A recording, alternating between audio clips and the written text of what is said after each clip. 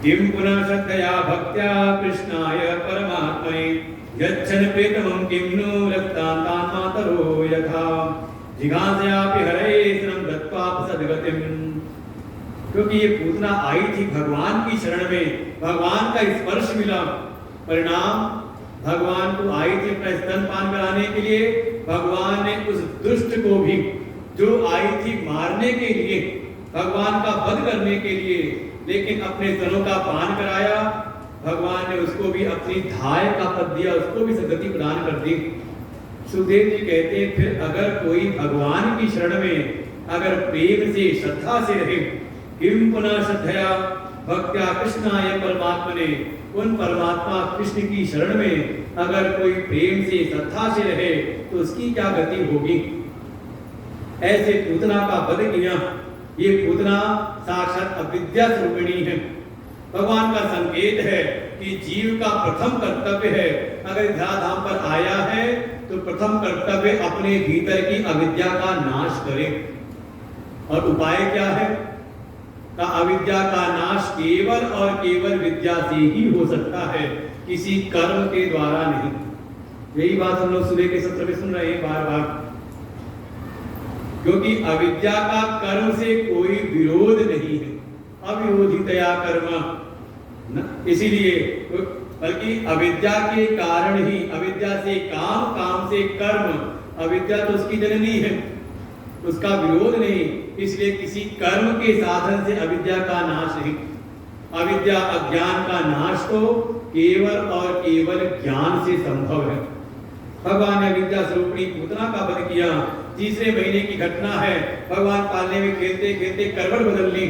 अरे जिन गोपियों ने देखा बधाइयां देने लगी, अरे भैया देखो लाला ने करवट बदल ली, कुछ खिलाओ पिलाओ। मैया ने कहा कोई बात नहीं, सब चले आना, कल मेरे यहाँ भंडारा रहेगा, सबका भोज रहेगा। और अगले दिन यूथ की यूथ गोपियां, झुंड की झुंड गोपियां आने लगती हैं। मैया सबको बैठने का स्थान देती हैं। घर की जितनी भी सामग्री है घर गृहस्थी की, सबको सेवकों को आज्ञा दी। वो ले जाकर के बाहर, घर के महल के बाहर एक पेड़ के नीचे बैलगाड़ी थी, बैलगाड़ी पर सारी सामग्री रखवा दी। लेकिन जितना स्थान खाली करती हूँ गोपियां आती जा रही हैं, भरते जा रहे स्थान, जगह है नहीं। फिर कुछ गोपियां आई, कहाँ बैठाएं? तो देखा सुबह सुबह लाला को दूध पिला करके पालने में सुधार रखा था। मैया को लगा ये पालना भी अगर बाहर रख दे ना तो दो चार गोपियां यहाँ भी बैठ जाएंगी। और फिर सेवकों को आज्ञा दी, वो सेवक लोग ले गए पालने को, वहीं उसी बैलगाड़ी जिसके ऊपर सारी गृहस्थी सामग्री थी उसी के नीचे रख दिया। कुछ बालक आ गए, वो पास में खेलने लगे। सुन करके भगवान की आंख खुली, जब देखा सोए थे महल में और देखा खुले आकाश के नीचे हैं। भगवान ने कहा देखो यही दुनिया की रीत है, जिसके लिए उत्सव हो रहा है उसी को घर से बाहर कर रखा है।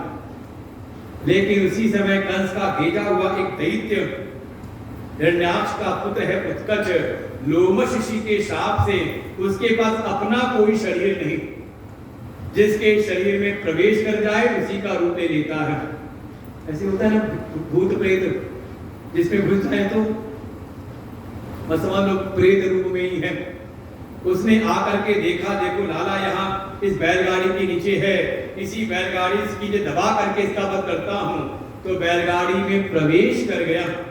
तो बैलगाड़ी को ही कहते हैं संस्कृत में शकट, तो नाम हो गया उसका शकटासुर। लेकिन भगवान भी खेल खेल में जान के आया हुआ है दैत्य, इसका भी उद्धार करता हूँ। खेल खेल में पैर उछालते उछालते एक बार ऐसा पैर लगा बैलगाड़ी में कि बैलगाड़ी तो जोर की आवाज करते हुए गई आकाश में, और ऊपर की सारी घर गृहस्थी सामग्री तो बिखर गई। साथ ही वो जो सक्टासुर था उसका भी हुआ गोविंदाय नमो नमः। इधर सब लगे तो उत्सव मनाने में, जैसे ही ये आवाज सुनी, ये धमाका सुना, सबके दृष्टि देखो बस यही है भगवान से। जब ये जो भक्त है, जब भगवान से अपने मन को हटा करके ये संसार के जड़ पदार्थों में मन को लगाता है, बस भगवान तभी कोई खटर पटर करते हैं, कोई धमाका करते हैं। घर में जब कोई धमाका हो तो समझ लेना कि हमने भगवान से अपने मन को हटा करके इन्हीं में मन को लगाया था, इसलिए धमाका हो रहा है। शक्तासुर अर्थात जड़त्व बुद्धि, जब बुद्धि में इतनी जड़ता आ जाती है कि हम चेतन प्रभु का स्मरण नहीं करते, बल्कि जड़ संसार के जड़ पदार्थों में मन को लगाए रखते हैं। संसार के जड़ पदार्थों को ही हम प्राथमिकता देते हैं जीवन में। कई बार लोग माताओं के ज्यादा की शिकायत रहती है कि पूजा तो करना चाहते लेकिन पूजा में मन नहीं लगता, उदासी सी आती, पूजा करते समय उसी समय नहीं आलस आने लगता है। तो हमने पूछा कि कब करती हो, तो ज्यादातर का जवाब यही रहता है कि सवेरे तो उठते तो बड़ा घर गृहस्थी का काम रहता है, जब बच्चे स्कूल निकल जाते हैं, पतिदेव चले जाते हैं अपने काम पर, तब घर की झाड़ू बुहार करके तब 11 बज जाता है, 11 बजे फिर बैठते हैं पूजा करने। हमने कहा थक हार करके बैठोगे भगवान की पूजा करने तो निद्रा नहीं आएगी तो कौन आएगी। क्या हुआ, हमने प्राथमिकता दे दी संसार के जड़ पदार्थों को। हम जड़ पदार्थों को पहले संभालना चाहते हैं और जो चेतन प्रभु है उनको करते हैं बाद में। जैसे हमने सबके लिए समय निश्चित किया है, भाव हो कि सबसे पहला कार्य है चेतन प्रभु की पूजा, उनको ध्यान रखें। यही किया था, भगवान को रखा नीचे और उनके ऊपर सारी घर गृहस्थी की सामग्री। भाई जिनकी कृपा से हमें ये घर सुंदर घर गृहस्थी प्राप्त हुई है, उन्हीं को हम विचार करके पहले इसको संभालने लगते हैं, तभी सब कटर पटर है जीवन की। ये जो हमारी बुद्धि जड़ता में चली जाती है, जड़ तत्व को हम संभालने में लग जाते हैं, जड़ शरीर को संभालने में ज्यादा ध्यान देते हैं, भीतर जो चेतन आत्मा है उसकी ओर हमारी दृष्टि जाती नहीं।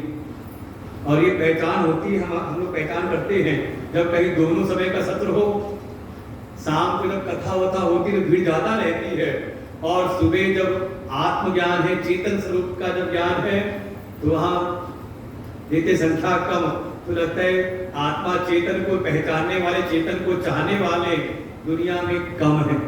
ज्यादातर है संसार की उपलब्धि जहां पर चर्चा ज्यादा हो, और उसमें भी कथा ऐसी हो जाए तो यहाँ कथा कम बताई जाए, भगवान का चिंतन कम हो, दुनिया के टोटके ज्यादा बताए जाए तो। वो एक अध्याय में कथा थी, सुखदेव जी ने सुनाया भागवत जी में भी कि ऐसा उपाय करोगे तो ये फल मिलेगा। बच्चों के नंबर जब ज्यादा चाहिए तो ये वाला टुटका कर लो, घर गृहस्थी में सुख चाहिए तो ये टुटका कर लो, ये पूजा कर लो, सुंदर रूप चाहिए तो ये वाला कर लो, लक्ष्मी चाहिए तो ये वाला उपाय कर लो। जहाँ इसकी चर्चा ज्यादा हो जाए तो कहा वहां भीड़ भी फिर वहां भीड़ संभालना भारी पड़ता है। वास्तव में इसी का नाम है सक्तासुर। बुद्धि जड़ता में चली जाए, जड़ पदार्थों में बुद्धि आसक्त हो जाए, चेतन प्रभु का विस्मरण कर दे, इसी का नाम है सक्तासुर। भगवान ने उसका भी वध किया है। एक आया तृणावर्त के रूप में, दिन में ही जैसे बिल्कुल अंधेरा छा गया पूरे गोकुल में, एक आवर्त चपड़ा भवंडर सा आ गया, चारों तरफ धूल की आंखें चलने लगी, कुछ दिखता नहीं। मैया भी लाला को लिए टहल रही थी, घूम रही थी, लगा लाला बहुत भारी हो गया, भूमि पर रख दिया। जैसी पृथ्वी पर रखा, ये आया तृणावर्त और लाला को उड़ा करके ले गया। लेकिन भगवान ने भी अपने भार को इतना बढ़ाया, ये तृणावर्त से सहन हुआ नहीं, उसको लगा जैसे मैंने कोई भारी पत्थर उठा लिया हो। दैत्यो नाम तृणावर्त कंसभृत्य प्रणोदिता चक्रवात स्वरूपेण जहारासीन मर्वकम गरिमाणं शोभोरुं नागेहे नासेहे गिरिकूटवत। भगवान इतना अपने भार को बढ़ाया कि ये तृणावर्त जो सब कुछ उड़ाते हुए ले जा रहा था, उसको लगा जैसे लगता है कोई बड़ी कोई शिला उठा ली हो। भार सहन हुआ नहीं, छोड़ने का प्रयास किया, लेकिन तब तक भगवान ने पकड़ ली उसकी गर्दन। उसका भी क्या, गोविंदाय नमो नमः। ये तृणावर्त भगवान का इस लीला से संकेत है कि हमारे अपने जीवन में भी जब तक जीवन है, प्राक शरीर मोक्षात, जब तक ये शरीर है, जब तक जीवन है, तब तक दो आवर्त, दो बवंडर हमारे जीवन में आते रहते हैं। कौन से? तो कहा काम क्रोधोद्भव वेगम। कामनाओं का आवेग और क्रोध का आवेग। और देखो ये दोनों आवेगात्मक ही होते हैं। जैसे आंधी हमेशा नहीं चलती, एक समय आएगी उसका इतना आवेग होगा कि जो सामने आया वो उड़ा के ले जाती है, और जो छू गया या भारी है तो वो रह जाता है, और जो हल्का रहा उसको उड़ा करके ले जाती है। आंधी हमेशा नहीं रहती। ऐसी जो कामनाओं का वेग है और जो क्रोध का वेग है ये हमेशा नहीं रहता। बच्चे को लेके गए कहीं मेले में तो बच्चे को सब लगता है ये भी अच्छा, ये भी रख लो, ये भी मिल जाए, ये भी ले लो। तो जो समझदार माताएं दादी है वो समझाती हैं, बेटा यहाँ वाला अच्छा नहीं है, घर चल, घर पे रखा है बढ़िया वाला, वहां देवेंगे तुझको, जो कहना सब मिल जाएगा, घर के पास में मिलता है वहां पर। अच्छा बच्चा घर आया तो दिया उसको, ना बच्चे को याद रहा ना दादी और माँ को याद रहा। करते कि नहीं करते? क्या है? क्योंकि वो समझदार जानते जिसके मन में कामना का ये आवेग आया हुआ है, इसको पता नहीं कि इसका क्या प्रयोग है, इसका क्या उपयोग है, कितना इसके काम का है, बस देख करके एक आवेग आया है। ऐसे ही कामनाओं का जब आवेग आए, ये आवेगात्मक होता है, कोई चीज देखी हमने और मन में इच्छा जग गई कि ये मिलना चाहिए।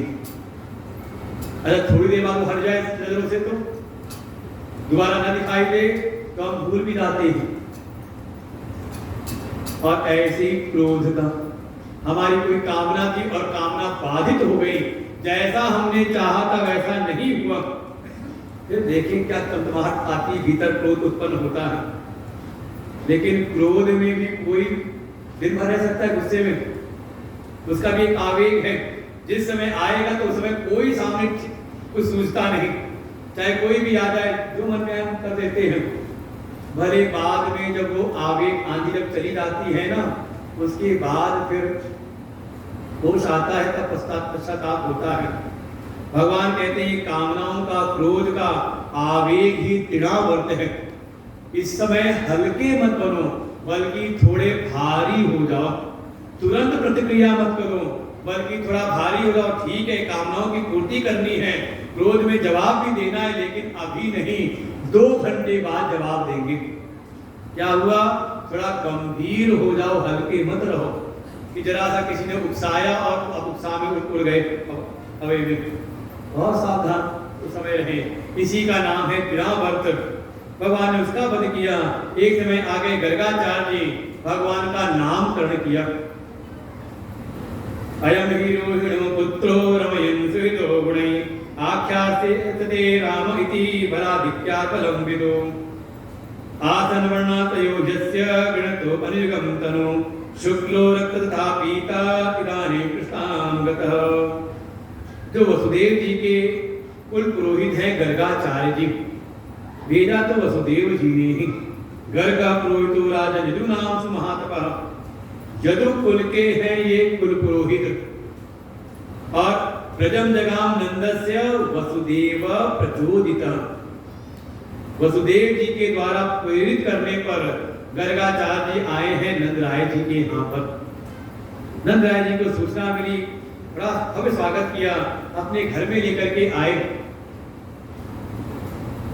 नंदराय जी ने, साथ में शांडिल्य जी भी हैं इनके कुल पुरोहित। नंदराय जी ने कहा बड़ी कृपा की, सेवा करने के बाद बड़ी कृपा की, ऐसी कृपा करिए कि हमारे यहाँ 2 लाला का जन्म हुआ है, 2 बच्चे हैं, आप दोनों का नाम रख दीजिए।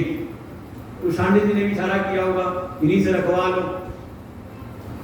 गर्गाचार्य जी मनी मन प्रसन्न होते कि आया तो मैं इसी काम के लिए था, लेकिन ऊपर मन से कहते नहीं, मैं नामकरण रखूंगा, रखूंगा, इनका नामकरण का संस्कार होगा, तुम उत्सव करोगे और ये सूचना पहुंच जाएगी मथुरा में।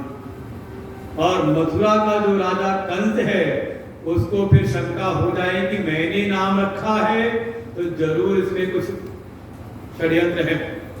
उसको कहीं ना कहीं कोई संदेह होगा, इसे मेरे द्वारा नाम रखना ठीक नहीं है, ये आपके कुल पुरोहित शांडिल्य इनसे रखवा लो। शांडिल्य का चिंता ना करिए, आपको बचने का कोई मौका है नहीं, आप ही नामकरण करिए, इसमें हम कोई उत्सव नहीं करेंगे। और एकमात्र भगवान के पूरे लीला में एक ऐसा यही एक कार्य है जिसमें कोई उत्सव नहीं हुआ। केवल घर के परिवार के लोग हैं, शांडिल्य हैं, पौर्णमासी के हैं, शांडिल्य की बहन, और वही गौशाला में बैठ करके गर्गाचार्य जी ने नामकरण किया। सबसे पहले जो रोहिणी के पुत्र हैं उनका नाम रखा, उनकी महिमा बताई, इनमें तो बल की अधिकता होगी और ये सबको रमाने वाले होंगे, इसलिए इनका नाम होगा बलराम। कभी इनका एक गर्भ से कर्षण करके दूसरे गर्भ में स्थापित किया गया, इसलिए इनका दूसरा नाम होगा बोले शंकरषण भगवान की। बलराम श्री शंकरषण जी का नाम रखा। फिर जैसे ही देखा यशोदा के लाला, अरे उनकी जैसे समाधि लग गई, साक्षात सच्चिदानंद ब्रह्म, देखो कैसी महिमा है। त्रिलोकी के स्वामी इनके गोद में क्रीड़ा कर रहे हैं, इनके बारे में क्या कहें, ये तो हर युग में आते हैं, कभी शुक्ल वर्ण में, कभी रक्त वर्ण में, कभी पीत वर्ण में। इदानीम कृष्णाम गतः, इस बार कुछ कृष्ण वर्ण में आए हुए हैं, भगवान सांवले से हैं, इसलिए इनका नाम रखता हूं कृष्ण। बोले भगवान श्री कृष्ण भगवान की। कभी इनका जन्म वसुदेव जी के यहाँ भी हुआ था, इसलिए इनका एक नाम और होगा वासुदेव। कृष्ण अर्थात जो अपने भक्तों के हृदय का कर्षण कर ले। कुछ महाराज से कहा करते थे कि जैसे कोई हंसिया पे होते हैं, कोई कांटी सी होती है, नीचे गोल सी घूमी होती, किसी के गले फंस जाए तो वो मछली पकड़ने वाले बना के रखते हैं, का ऐसे ही भगवान के नाम में ये जो क्री के नीचे जो री बना हुआ है, ये वैसी फांस है। जैसे ही कोई भक्त भगवान का एक बार नाम लेता है कृष्ण, वो जा करके उसके गले में ऐसी फंस जाती है कि भगवान फिर छोड़ते नहीं उसको। ऐसे भगवान का नामकरण किया और धीरे धीरे भगवान बड़े हुए। ये राम और कृष्ण काले नाल्पेन राजर्षि राम कृष्ण च गोकुले अभिष्टजानुभि पद्भिर्विक्रमतु अंजसा। ये राम और कृष्ण बड़ी जल्दी जल्दी बढ़ने लगे। कभी ये घुटनों चलते हैं, धीरे धीरे अपने पैरों पर चलने लगे। अब गोकुल की गलियों में निकले तो इनके बहुत सारे मित्र बन गए। भागतो पद्मंगल श्री रामा, ऐसे बहुत सारे बाल सखा इनके हो गए। और फिर भगवान की गोकुल लीला होती है, जिसमें मुख्य है माखन चोरी की लीला। बड़े संक्षेप में वर्णन है भागवत जी में, और इतनी जो महिमा चलती 3 दिन तक माखन चोरी की, वो सब एक दूसरा शास्त्र है जिसका नाम है गर्ग संहिता, जिसके रचयिता है स्वयं भगवान के ही परम कृपा पाद गर्गाचार्य जी। उन्होंने विस्तार से भगवान की एक एक लीला की महिमा का वर्णन किया है, लेकिन भागवत जी में बड़े संक्षेप में। वत्सानंचन कुछ समय क्रोध संजात हास सेयं साधुरधिपयः कल्पितैस्ते योगैः। सुखदेव जी ने वर्णन किया भगवान की माखन चोरी की लीला का, कि भगवान भक्तों के हृदय की चोरी करते हैं।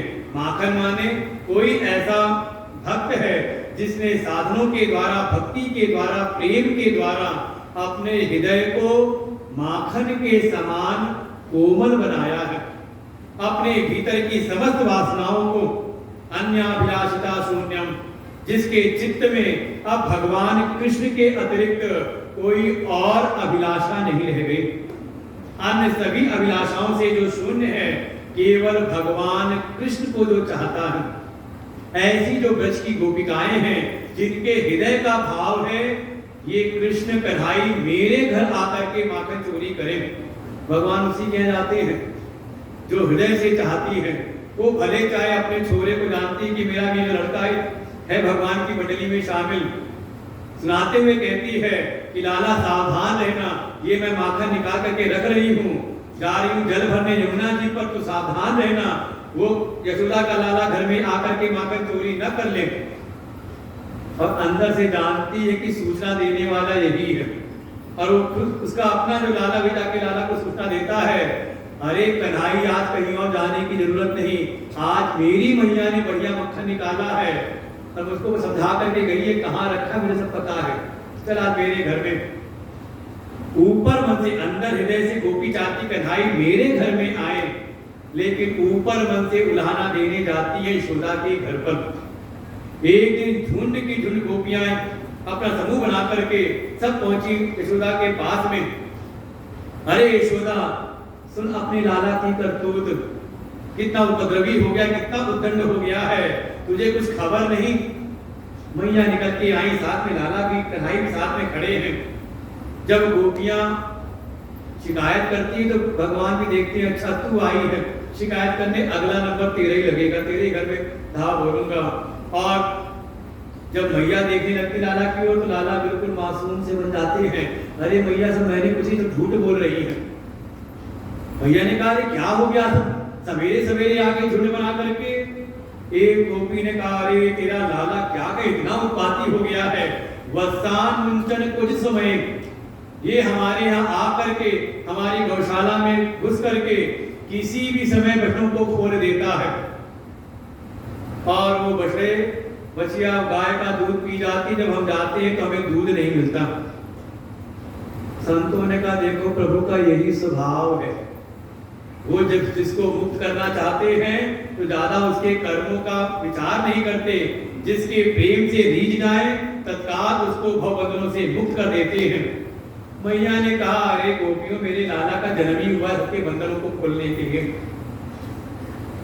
मैया ने कहा अरे गोपी, जब ये उत्पात किया करे तो थोड़ा इसको पकड़ करके डरा दिया करो, क्रोध किया करो इसके ऊपर। एक दो बार गुस्सा करोगी, डांट दोगी तो फिर दोबारा उत्पात नहीं करेगा। वो दूसरी गोपी आई, अरे भैया क्या बताओ यशोदा, तू कहती गुस्सा दिखाया कर इसके ऊपर। एक दिन इसके बातों से तंग आकर के मैंने इसको पकड़ा और जोर से बिल्कुल गुस्से में आंखें दिखाई। तो कहती डर जाएगा, का डरना तो दूर, क्रोध संजात हासः, जैसी मैंने इसको क्रोध किया, इसको गुस्सा दिखाया, ये डरना तो दूर ठहाके लगाते हंसने लगता है। और इसकी हंसी में ऐसी मोहिनी है कि वो अपना क्रोध भी भूल जाती है। अरे और गोपी एक निकल के आई, अरे यशोदा चल ये तो कोई बात नहीं, कुछ खोज खबर है तुझको, तेरे लाला को चोरी की लत लग गई है। ये घर घर जा करके इसने मंडली टोली बना रखी है चोरों की, और घर घर जा करके हम अगर प्रेम से देवे तो नहीं खाता है, और जब हम घर में नहीं रहती तो हमारे घर में घुस करके इतना उत्पात मचाता है कि सारा माखन चोरी करके खा जाता है। मैया ने कहा तो छुपा के रखा करना, कहीं ऊपर रखा कर, ये बच्चे हैं लाला है, खेलते हैं, थक जाते हैं, भूख लगती तो खा लेते होंगे, कुछ ऊपर रखा कर छुपा करके। गोपियों ने कहा हमने छुपाने के सारे प्रयास कर लिए, जितना जितना हम प्रयास करके छुपाने के ठिकाने ढूंढती हैं, ये उतने ही नए नए योग खोल लेता है, नए नए प्रयोग करता है। इसकी मंडली में तो ऐसे ऐसे सब बिल्कुल प्रशिक्षित ऐसे इसके सब टोली बनी हुई है कि चार को नीचे खड़ा करता तो उसके ऊपर सबसे ऊपर स्वयं खड़ा होता है, और चाहे हम कहीं भी छुपा करके रखें ये सारा मक्खन खा जाता है। एक गोपी आई, कहा चलो अपने लाला है, अपने बच्चे खा ले, कोई बात नहीं। अरे जब ये सब खा के थक जाते हैं तो इसकी एक आवाज पर सैकड़ों बंदर इकट्ठे हो जाते हैं, और बचा कुचा सारा मक्खन का ये बंदरों को खिला देता है। मरकान भोक्षण का बंदरों को सारा मक्खन खिला देता है। और तो और जब बंदर भी थक जाते खा खा करके तो बचा कुचा मक्खन छोड़ते नहीं, बल्कि सारी मटकियों को फोड़ करके सारा दूध दही मक्खन बिखेर देते हैं घर में। ऐसे ऐसे सब गोपियां शिकायत करती हैं। एक गोपी आई, मैया ने कहा तेरे घर तो कोई गोरस होता है, तू क्या आई शिकायत दे करके? उसने कहा सुन तो ले अपने लाला की करतूत, ये जिस घर जाए और अगर इसको कोई गोरस ना मिले, दूध दही माखन ना मिले, तो इसको बड़ा क्रोध आता है कि ये गोकुल में ग्वालों के बीच ये मरघट कहां से आ गया कि छटाक भर की गोरस नहीं इसके घर में। तो वहां पे अनेकों प्रकार के उत्पात करता है। ये तो आया मेरे घर में, मेरी लाली सो रही थी, कन्या सो रही थी चारपाई पर, चुपके से आया, उसकी लंबी चुटिया को चारपाई के पाए से बांध दिया और कान में जोर से आवाज लगाई, हू करके आवाज लगाई। अरे वो आवाज सुन करके लाली डर गई, अरे भूत आया भूत आया। जब उठने को हुई तो उठ ना पाए, तो चिल्लाई, अरे भैया देखो हाउ ने पकड़ लिया, हाउ ने पकड़ लिया। मैं बाहर से आई, जैसे ही कमरे में देखा ये तेरा लाला भागा बाहर वहां से। मैंने समझाया लाली को, उसकी चुटिया उटिया खोली, ये कोई हाउ वाउ नहीं, भूत प्रेत नहीं, ये यशोदा का प्रेत घूम रहा है गली गली में। ऐसे ऐसे उत्पात करता है। वास्तव में जितनी गोपियां हैं ऊपर से तो उड़ाना देती हैं, लेकिन भीतर से मन का भाव है कि किसी भी प्रकार से लाला के हमें दर्शन मिल जाएं। ऐसे भगवान की गोकुल में माखन चोरी की लीलाएं होती हैं। माखन चोरी मतलब भक्तों के हृदय की चोरी। कोई साधन संपन्न हो, कोई भगवान की भक्ति, भगवान के प्रेम में इतना डूब जाए कि उसके हृदय के भीतर कोई विकार ना रहे, किसी प्रकार की कोई वासनाओं का पीलापन ना हो, किसी प्रकार के वासनाओं का विकार ना हो, किसी प्रकार की कोई कठोरता ना हो, ऐसा कोई द्रवित हृदय हो, तो भगवान ऐसे हृदय को ग्रहण करते हैं। ऐसे भगवान की माखन चोरी की लीलाएं हुई।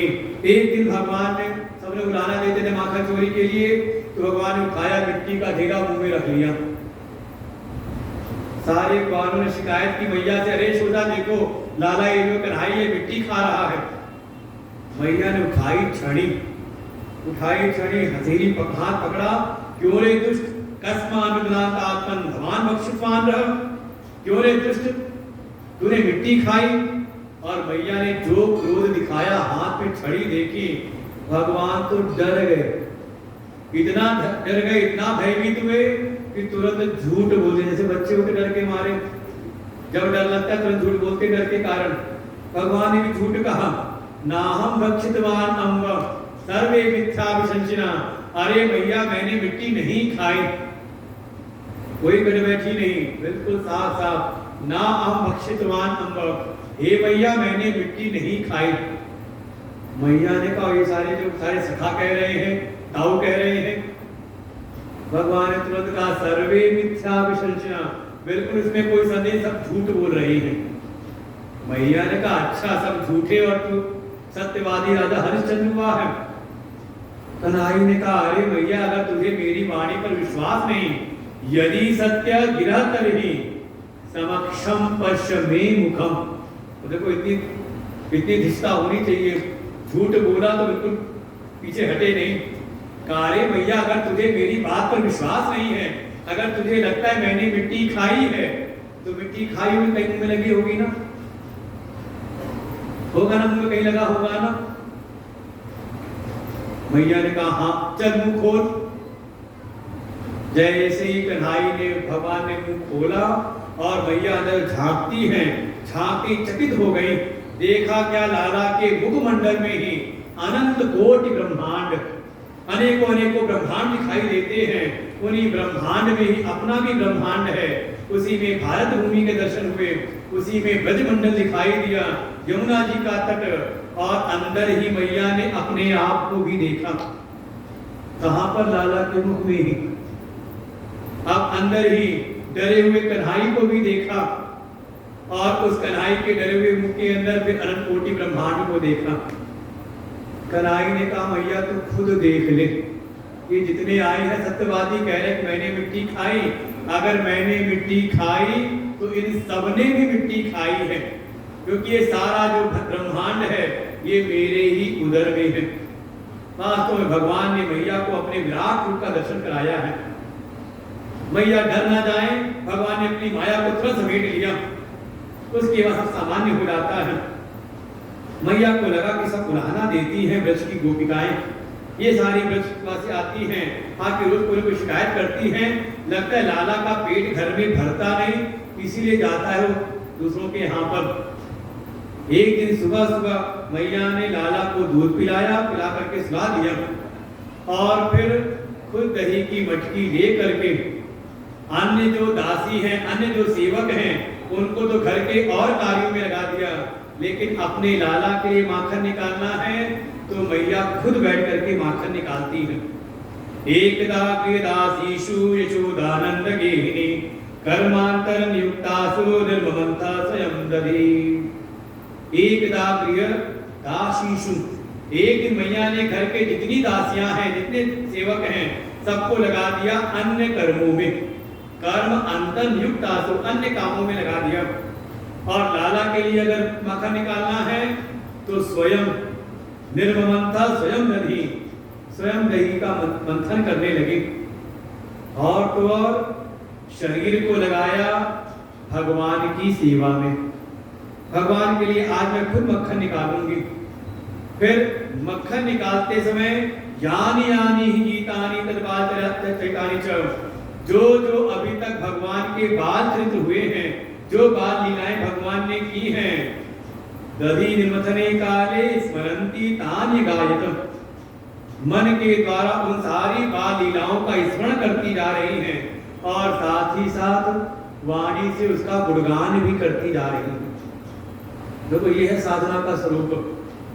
काय वांग मना कार्य उत्तमम पूजनम जपस चिंतनम प्रमाद। वास्तव में भगवान की भक्ति में लगना है तो 3 साधनों से भक्ति की जाती है, क्योंकि ये 3 साधन हमें भगवान से प्राप्त हुए हैं। कौन कौन से का? एक है हमारा ये शरीर, काय, काया मिली हुई है। फिर एक वाणी मिली है, वाणी मिली हुई है। और तीसरा मन। इन तीनों को भगवान में लगा दे। काय वांग मना कार्य उत्तमम, इन तीनों साधनों के द्वारा दुनिया के तो बहुत कार्य कर लिए हमने, कम से कम इसका उत्तम प्रयोग करें। और इन तीनों साधनों का शरीर, वाणी और मन का सबसे उत्तम जो कार्य है वो ये है कि शरीर से भगवान की सेवा करें, भगवान का पूजन करें। वाणी से भगवान के नाम का जप करें और मन के द्वारा भगवान का चिंतन, भगवान के तत्व का चिंतन। पूजनम जपस चिंतनम क्रमात्। और जब कोई ऐसे कायिक, वाचिक, मानसिक तीनों प्रकार से समर्पित होता है भगवान की भक्ति में, तो भगवान फिर सोए नहीं रहते। ऐसे तो हैं अनंत शयनम, बिल्कुल योग निद्रा में रहते हैं, लेकिन कोई भक्त कायिक, वाचिक, मानसिक तीनों प्रकार से भगवान में समर्पित हो जाए तो अपनी योग निद्रा को त्याग करके सामने प्रकट हो जाते हैं। ऐसा जब अपने शरीर से भगवान के लिए मक्खन निकालना, वाणी से भगवान के लीला चित्रों का गायन और मन से उनका स्मरण, जब ऐसी तल्लीन हो गई यशोदा, भगवान फिर सोए नहीं रहते हुए उठ गए। भगवान को भूख लग गई। भगवान आए मैया के पास, मैया भूख लगी है। मैया ने कहा तेरे लिए मक्खन निकाल, ठहर जा रहा खिलाऊंगी तुझको। भगवान जिद करने लगे, नहीं मुझको अभी दूध पीना है। नहीं मरते मरते भगवान को मैया ने, लाला को अपने स्तनों से लगा दिया। दूध पीते जा रहे हैं, तभी पास में चूल्हे पर रखा था कपिला गौ का दूध पकने के लिए। जिस कपिला गाय के दूध को पिलाया जाता था लाला को, वो कपिला गाय का दूध रखा था पकने के लिए, उसमें उफान आया। और संतों ने ऐसा विचार किया कि भगवान की लीला के जितने भी द्रव्य हैं सब के सब चिन्मय हैं। और ये जो दूध है जो भगवान के काम आता था, भगवान इसको पीते थे। आज उस दूध ने भी विचार किया कि देखो आज तो मैया स्वयं दही मत रही हैं, आज तो अपने हाथों से मक्खन खिला देंगी और लाला तो भी दूध भी पी रहे मैया का। तो आज तो लगता है लाला का पेट पूरा भर जाएगा, मैं तो उनके काम आऊंगा नहीं, और जब भगवान के काम नहीं आ सकता तो फिर मेरा जीवन व्यर्थ है। इससे अच्छा है कि मैं अग्नि में जल करके भस्म हो जाऊं। उस दूध में उफान आ गया इस भाव के साथ। मैया ने देखा दूध उफन रहा है, गिर ना जाए, मटकी को एक तरफ किया, लाला को दूसरी तरफ हटाया और जाकर के दूध संभालने लगी। और जैसी लाला से मन हटा कहीं संभालने दूध को, लाला का भी पेट भरा नहीं था, आया उनको क्रोध। मैं आया था, मुझको भूख लगी थी, मुझको दूध ना पिला के दूध संभालने गई। वो वहीं पे कोई पत्थर रखा था, उठाया, लोढ़ा और दे मारा, जो मटकी बच रही थी उसको फोड़ा। 2-4 और जो दही दूध की मटकियां सबको फोड़ा और अंदर कमरे में जाकर के बासी मक्खन की मटकी रखी थी वही उठा ली और जाकर के उखल पर बैठ गए। 2-4 बंदर आ गए, उन बंदरों को मक्खन खिलाने लगे, लेकिन साथ साथ रोए भी जा रहे थे। रोते रोते उनका जो काजल बहते हुए आ रहा है, देखते आ रहे मैया कहीं आ ना रही है। इधर मैया ने दूध संभाला, जैसी वापस लौटी तो देखा क्या गंगा जमुना दूध दही की बह रही है। मैया को लगा ये गोपियां सत्य कहती थी, ये बड़ा उत्पाती हो गया है, ठहर जा आज मैं तुझको शिक्षा देती हूँ। उठाई एक छड़ी और हाथ में छड़ी लेकर के ढूंढने लगी, कहाँ गया कहाँ गया, एक एक कमरे में ढूंढने लगी। जैसे ही कमरे में प्रवेश किया मैया को देखा, बड़े क्रोध में, आज तो खैर नहीं, वो मटकी वटकी फेंकी, उखल से छलांग लगाई और गोकुल की गलियों में भागने लगे, आगे आगे कन्हई, पीछे पीछे मैया। अब जब ब्रज की गोपिकाओं ने देखा ये दृश्य, सबने कुछ उलाहनाएं देनी शुरू की। अच्छा लगता है, आज अपनी मटकी फूटी तो दिमाग ठीक हुआ है, हम कहती थी तो हमारी बात सुनती नहीं थी। और ये जब बातें बोलती तो मैया का क्रोध और बढ़ जाता है, ठहर जा तुझे बताती हूँ। लेकिन कितना भागती, भागते भागते अब थक गई तो हाथ में छड़ी थी वही फेंक करके मारी। भगवान बच जाते, लेकिन देखा मैया थक गई हैं, अब ज्यादा भगाना ठीक नहीं, रोते रोते रुक गए। मैया ने जाके पकड़ के ले आती हैं। भगवान जैसे संकेत कर रहे हैं कि जब तक ये संसार का, जगत का जो प्राणी है संसार की वस्तुओं को पकड़ा रहता है, तब तक मैं सच्चिदानंद चिन्मय स्वरूप परमात्मा उनकी पकड़ में नहीं आता। बस यही समस्या है, हम भगवान को नहीं बल्कि भगवान को भी चाहते हैं, ये संसार भी मिल जाए और साथ ही भगवान भी। तो ना तो ये संसार ठीक से हाथ आता है और ना भगवान को आने की बात ही नहीं। और जो सबसे अपने मन को हटा करके पूरी निष्ठा से भगवान को पकड़ लेते हैं, भगवान तो मिलते ही हैं और जगत की जो व्यवस्थाएं ये भी कहीं दूर नहीं जाती, वो भी घूम फिर के उसी के पास आती हैं। हमारे दादा गुरुदेव जो हुए उनसे कभी किसी ने पूछा, कोई पत्रकार गए, देखा आश्रम में इतना वैभव, इतना सुंदर आश्रम, यहाँ एक घर बनाना मुश्किल होता है और यहाँ इतना विशाल आश्रम बना हुआ, इतनी बढ़िया, वो भी आधुनिक व्यवस्थाएं सारी हैं। उन्होंने पूछा, स्वामी जी इतनी बड़ी व्यवस्थाएं आप तो सन्यासी हैं, विरक्त हैं, आपके पास ऐसा कौन सा उद्योग करते हैं आप? वो मुस्कुराए, उन्होंने कहा तुम जगत के प्राणी हो ना, ये लक्ष्मी के पैर पकड़े रहते हो, लक्ष्मी जी आ जाए, लक्ष्मी जी आ जाए। तो लक्ष्मी जी आती तो हैं, लेकिन कितनी देर के लिए, थोड़ी देर आती है फिर चली जाती है अपने स्वामी नारायण के पास में। तो तुम सब पकड़े रहते हो लक्ष्मी के पैर को, तो लक्ष्मी आती है और फिर जैसे आती वैसे ही वापस लौट भी जाती है अपने स्वामी के पास में। उन्होंने बताया जो संत लोग हैं वो लक्ष्मी को नहीं पकड़ते, बल्कि पकड़ लेते हैं नारायण के पैर को और नारायण को पकड़ के अपने आप बैठा देते हैं। बस यहीं बैठो, कहीं जाने की जरूरत नहीं। परिणाम ये उनकी जो अर्धांगिनी है लक्ष्मी, ये जहां भी जाती है, आप लोग जाते हो ना, तो आपके पास जाती तो है लेकिन घूम फिर के वापस आ जाती। कहाँ पे? कहाँ? आश्रम में, महाराज जी के पास में, संतों के पास में। इसीलिए उपाय है कि नारायण को पकड़ लो, नारायण को मत छोड़ो। मैया ने जैसी छड़ी छोड़ी, भगवान रुक गए, भगवान खड़े हो गए। मैया ने पकड़ा, बहुत तो दुष्ट हो गया, उत्पाती हो गया है, चल आज तुझको सबक देती हूँ मैं। तुझे उखल का संग बहुत प्रिय है ना, खरों के संग में रहता है, आज दिन भर उसको उखल से ही बांधती हूँ। लेकर के आए, घर की रस्सियां लेकर के आए, उखल को बांधा, लेकिन जो ही कन्हई के पेट में बांधने को हुई, वो सारी रस्सियां 2 अंगुल छोटी हो जाती हैं। परेशान हो गई, लेकिन भगवान बनते नहीं। भगवान कहते अरे भैया, इन संसार की रस्सियों में, संसार के बंधनों में वो बंधता है जो नाम और रूप के अधीन होता है, मैं तो नाम रूप से परे हूं। जैसे भगवान और संकेत कर रहे हैं, अगर मुझको बांधना है, मुझको अपने बंधन में, अपने वश में करना है, तो भीतर जब तक 2 दोष हैं, तब तक परमात्मा कहते हैं कि मैं ऐसे 2 जो मुख्य दोष हैं, जिसके भीतर भी हैं, उस प्राणी के बंधन में मैं आता नहीं। कौन से 2 दोष का? पहला है अहमता और दूसरा है ममता। जज ममता अभिमान का जब तक भीतर हृदय के ये 2 दोष बैठे हुए हैं, अहमता, अहंकार और अभिमान, जब तक ये 2 दोष हैं, तब तक भक्त के वश में प्रभु नहीं होते। भगवान को अगर अपने वश में करना है, उपाय एक है, प्रेम का बंधन। मैया ने तथा खा करके अपनी चोटी में से वो बेड़ी खोली और जब उससे बांधा भगवान समझ गए, देखो मैया अपनेपन से बांध रही हैं, भगवान बंध जाते हैं। मैया चली गई, अपने कामों में लग गई। इधर भगवान ने देखा कोई है नहीं आसपास, ऊखल को गिराया और खींचते हुए ले आए। आंगन में ही 2 शापित वृक्ष हैं। ये 2 अंगुल ये भी समझ ले।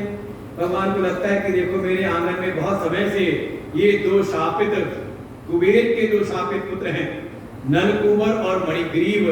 कभी इन्होंने अभिमान किया था, अपने अहंकार में चूर होकर के देवर्षि नारद का अपमान किया था। तब देवर्षि नारद इनको श्राप दिया, जाओ ऐसे जैसे अकड़े खड़े हो, ऐसी अकड़े हुए 2 वृक्ष बन जाओ। जब इन्होंने प्रार्थना की, देवर्षि नारद की स्तुति की, द्रविड़ होकर कहा ठीक है पेड़ तो तुम बनोगे, लेकिन भगवान के आंगन में भगवान के स्पर्श से तुम्हारा उद्धार हो जाएगा। भगवान ने देखा दोनों शापित वृक्ष हैं, उनके बीच से ऊखल को लेके निकल गए। ऊखल से चोट पड़ी, दोनों वृक्ष जोर करते हुए गिरते हैं और जैसी वृक्ष गिरे उनमें से दोनों जो शापित थे, नलकूबर मणिग्रीव, सुंदर रूप धारण करके भगवान के समक्ष प्रकट हुए। भगवान की स्तुति की, भगवान ने उनको अपना आशीष दिया, साथ ही शिक्षा भी दी, आज के बाद संतों के समक्ष कभी अभिमान ना करना, अहंकार ना करना। ऐसा कह करके उन्होंने विदा ली। इधर जैसी वो वृक्ष गिरा, हलचल हुई, सब आ गए। बाबा आए, देखो मैया ने बांधा और बाबा आकर के खोलते हैं। समझे रहस्य? इस संसार में जो प्रकृति है, जो माया है, वो बांधती है और जो परम पुरुषोत्तम है, जो परम पुरुष है, वही बंधन खोलते हैं। बाबा ने खोला, मैया को गोद में दिया, मैया लेके गई गौशाला में, सारी नजर उतारी गौशाला में ले आकर के। लेकिन इधर पंचायत बैठती है कि देखो यहाँ पर भूम्याम पतितो तत्र दृश्यो यमलार्जुनो, देखो रोज कोई ना कोई उत्पात होता है हमारे गोकुल पर। ये तो भगवान की कृपा है कि हमारे लाला को कभी कुछ हुआ नहीं, लेकिन जहाँ रोज कोई उत्पात हो रहा है यहाँ पर रहना ठीक नहीं, कहीं और चलते हैं, नया गांव बसाते हैं। और सभी ने एक मत होकर के निश्चय किया कि चलते हैं वृंदावन, और वृंदावन जा करके वहां सबने एक नया गांव बसाया, नाम पड़ा नंद गांव।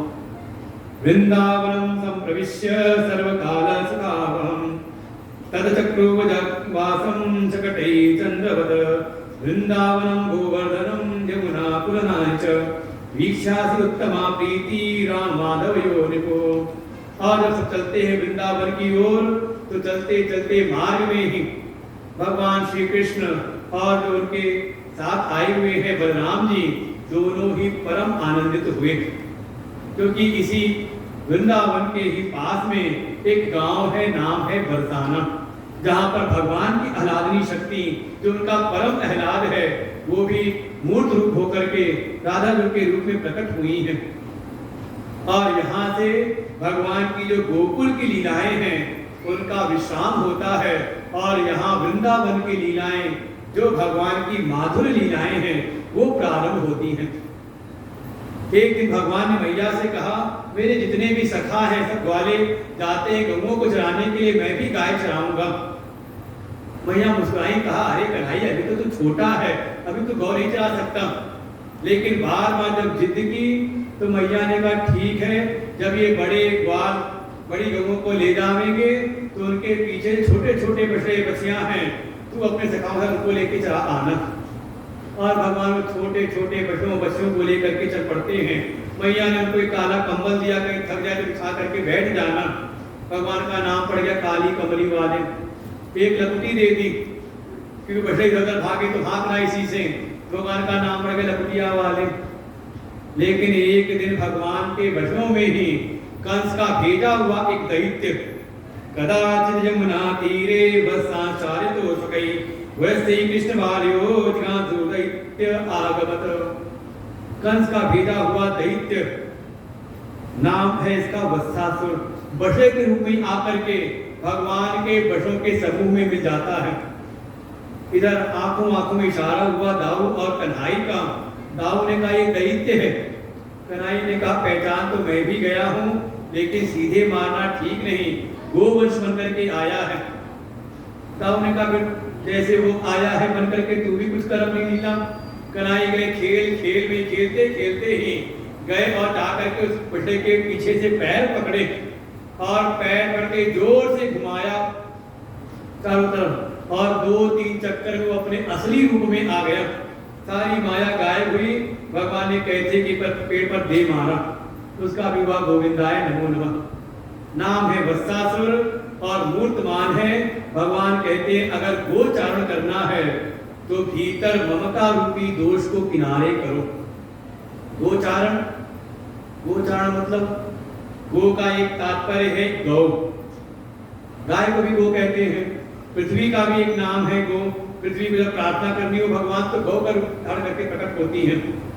ऐसे ही हमारे गोस्वामी जी ने इंद्रियों को भी कहा है गो। गो गोचर जहाँ लग मन जाए। ये इंद्रियां भी क्या है? गो। अगर इन इंद्रियों के द्वारा आपको विषय व्यापार करना है, विषय व्यवहार करना है, तो भगवान सचेत करते हैं ममता रूपी दोष को किनारे करके। अगर भीतर ममता भरी पड़ी है तो इन इंद्रियों का विषयों से ममत हो जाए, आसक्त हो जाए, तो जो विषय भोग हमारे जीवन को स्वस्थ करते हैं, अगर ज्यादा कहीं पर राग हो जाए तो बढ़िया मिल गया भोजन, स्वाद वाला भोजन मिल गया तो इतना खा लिया कि फिर न जाए चला न जाए उठा, न भोगे रोग भयम, का इंद्रियां कहीं पर आसक्त न हो। ममता को किनारे करके जो अपने भीतर की ममता को किनारे कर देता है, वास्तव में वही गोचारण करने का अधिकारी है। और जैसे भगवान ने इस ममता रूपी वत्सासुर का वध किया, अगले दिन से मैया की आज्ञा मिल गई, गोचारण करने लगे, गईयों उठाने लगे भगवान। और देखिए भगवान जो गाय चलाते हैं तो दुनिया का कोई ग्वाला हो तो गाय आगे आगे चलती है और पीछे डंडा लिए ग्वाला चलता है कि नहीं? और जब भगवान चलाते हैं, गोचारण करते हैं, तो भगवान चलते हैं, मुरली बजाते हुए आगे आगे चलते हैं और गौएं उनके पीछे पीछे चलती हैं। भगवान कह रहे हैं यही होना चाहिए। संसार का जो एक सामान्य प्राणी है वो इंद्रियों का दास बना रहता है। इंद्रियां आगे आगे चलती हैं, उनके पीछे पीछे वो चलता है। आंख ने कहा ये दिखाओ तो दिखाने लगे, आंख ने मुंह जीवा ने कहा ये खिलाओ तो चल पड़े उस ओर, कान ने कहा किसी की निंदा बुराई सुनाओ तो हम चल पड़े सुनने के लिए निंदा बुराई। विचार नहीं करते। लेकिन जो भगवान के भक्त हैं, जिनका मन भगवान से जुड़ा है, वो इंद्रियों के दास नहीं होते, इंद्रियों की चाल पर नहीं चलते, बल्कि इंद्रियों को वहां लगाते हैं जहां भगवान चाहते हैं। अपने नेत्रों से भगवान के दर्शन के लिए चलते हैं। नेत्र देखें तो भगवान का दर्शन करें, कान सुने तो भगवान की कथा सुने, जिह्वा अगर कुछ स्वाद ले तो भगवान के प्रसाद का भोग लगाएं, हाथ अगर कुछ करें तो भगवान की सेवा करें, चरण चले तो भगवान की परिक्रमा करें, भगवान के दर्शन को चले। वास्तव में तब समझे कि हाँ ये कौन है? कहा कोई भक्त है। ये है भक्त का जीवन। भक्त इंद्रियों का गुलाम नहीं होता, बल्कि इंद्रियों को अपने वश में करके भगवान की ओर उन्मुख करता है। उसका जीवन सार्थक है, वो भगवान का परम प्रिय होता है। एक समय एक दैत्य आया बगुले के रूप में। बगुला देखा हो कभी? कैसा होता है? देखा कि नहीं देखा? कैसा होता है? काला काला ना का बिल्कुल सफेद शुद्ध श्वेत एकदम। और कभी देखो नदी के किनारे, सरोवर के किनारे कितना एकाग्रचित्त खड़ा रहता है, एक पैर उठा लेगा, एक पैर पे खड़ा होगा, एक पैर ऊपर उठा लेता है। लगता है जैसे कोई वैष्णव साधु खड़े हैं, तपस्या कर रहे हैं। लेकिन जैसे ही कोई मछली दिखाई दी, तुरंत झपट्टा मारा। भगवान संकेत करते ऐसे भगत मुझको प्रिय नहीं है। कौन से? का बगुला भगत। बकासुर का भगवान ने वध किया है। बकासुर माने दंभ, दंभ माने दिखावा। भीतर तो वो भाव है नहीं, भीतर तो भगवान से प्रीति है नहीं, भगवान का प्रेम हृदय में तो है नहीं। ऊपर से समाज के लोगों को भ्रमित करने के लिए ऊपर से हम दिखावा करते हैं कि लोग जाने कि हाँ ये बहुत बड़े भक्त राज हैं। भगवान ठीक है, दुनिया तो भ्रमित हो सकती है, लेकिन भगवान अंतर्यामी है, अंतर की बात को जानने वाले हैं, सब जानते हैं। वास्तव में भीतर परिवर्तन आए और वो जो भीतर भाव है प्रेम का भाव वो बाहर प्रकट हो तो भगवान प्रसन्न होते हैं। और कोई दंभ करे, दिखावा करे, भीतर तो जैसे सूर्पनखा गई, वहां वर्णन किया, सूर्पनखा रावण के बहनी, दुष्ट हृदय दारुण जस अहनी, तुझे रूप धरी कहु पई का ऊपर से सुंदर रूप बनाया, लेकिन अंदर कैसी है? दुष्ट हृदय। ऐसा कोई हो जिसके हृदय में दुष्टता भरी हो और ऊपर से चाहे कितना सुंदर बन जाए, कितना अच्छा बन जाए, भगवान ऊपर की सुंदरता अच्छाई नहीं देखते, भीतर की अच्छाई देखते हैं। भगवान पे नाक कान काटते हैं, मतलब भले समाज में भी कभी ना कभी बेइज्जती भी कराते हैं, इसलिए सावधान रहना, दम मत करना, बकासुर मत बनना, मतलब बगुला भगत मत बनना, अच्छे भगत बनना। कभी एक समय एक अजगर के रूप में अघासुर, भगवान ने उसका उद्धार किया। अघासुर माने पाप वृत्ति। देखो अपने भीतर ही परमात्मा का भी वास है और भीतर से ही पाप वृत्ति भी उठती है। देखो सीधे कोई पाप नहीं करता, पहले वो पाप मन के भीतर उठता है, मन के भीतर भाव आता है, कोई चोरी करनी है पहले मन में आया कुछ चुरा लूं, तो पहले भीतर वृत्ति उठती है और फिर वही बाहर व्यक्त होती है। तो जैसे ही भीतर अगर पाप वृत्ति उठ रही है तो भीतर ही जो अंतर्यामी प्रभु हैं वो भी सचेत करते हैं ये गलत है, अच्छा नहीं है, सावधान हो जाओ। लेकिन अगर प्राणी उस भगवान की आवाज को न सुने तो धीरे धीरे भगवान आवाज देना भी बंद कर देती है। अखासुर माने पाप वृत्ति, अपनी पाप वृत्ति ऊपर विजय प्राप्त करे, भगवान का आश्रय प्राप्त करके जैसा उपदेश भगवान ने किया उस मार्ग का हम अनुसरण करें। ऐसे अघासुर का वध किया है। एक समय ब्रह्मा जी को कुछ मोह हुआ, भगवान ने लीला करके उनके मोह को भंग किया, बड़ी अच्छी लीला की। तो भगवान के सारे गौओं को और गो को चुरा ले गए थे ब्रह्मा जी, भगवान ने अपने जैसी प्रकट कर दी, जैसी गौएं जैसे गोबाल सब प्रकट कर दिया। देखो भगवान दोनों प्रकार की लीला करते हैं। एक लीला में सारे ब्रह्मांड को, अनंत कोटि ब्रह्मांड को अपने भीतर दिखाते हैं कि देखो ये सारा अनंत कोटि ब्रह्मांड मुझ में है, और दूसरी लीला में सबके रूप में प्रकट हो जाते हैं। जैसे भगवान दूसरा संकेत करते हैं कि ये जो कुछ भी दिखाई दे रहा है सब में मैं हूँ, सर्व रूप में मैं हूँ। दोनों भाव भीतर स्थित हो जाएं। एक था बड़ा विचित्र दैत्य, वो एक वृंदावन में एक बाग था, वन था, नाम था ताल वन, जहाँ पे बड़े ऐसे वृक्ष थे जहाँ बड़े मधुर मीठे मीठे फल लगते थे। भगवान के सखा आए कि कन्हई वहाँ पर बहुत अच्छे मधुर फल लगे हुए हैं। भगवान ने कहा जाओ तोड़ करके ले आओ, उन सब खाएंगे। फिर उन्होंने कहा क्या करें, तोड़ के ला नहीं सकते, क्योंकि वहाँ पर एक ऐसा रक्षक वहाँ रहता है जो ना तो खुद फलों को खाता है और ना किसी और को खाने देता है।